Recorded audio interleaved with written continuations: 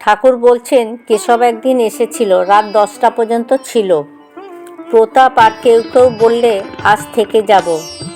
সবাই বটতলায় অর্থাৎ পঞ্চবটী তলায় বসেছিল। কেশব বলল, না, কাজ আছে, যেতে হবে। ঠাকুর তখন হেসে বললেন, আঁশচুবড়ির গন্ধ না হলে কি ঘুম হবে না? বলে ঠাকুর একটি গল্প বললেন। একজন মেছুনি মালির বাড়িতে অতিথি হয়েছিল। মাছ বিক্রি করে আসছে, চুবড়ি হাতে আছে। তাকে ফুলের ঘরে শুতে দেয়া হলো। অনেক রাত পর্যন্ত ফুলের গন্ধে ঘুম হচ্ছে না ওই মেছুনির।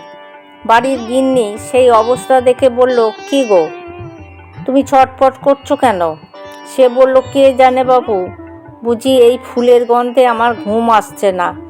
আমার আঁশচুবড়িটা আনিয়ে দিতে পারো, তাহলে বোধহয় ঘুম হতে পারে। শেষে আঁশচুবড়িটা আনাতে জলে ছিটে দিয়ে নাকের কাছে রেখে ভোঁস ভোঁস করে ঘুমোতে লাগলো। গল্প শুনে সকলে হেসে অস্থির।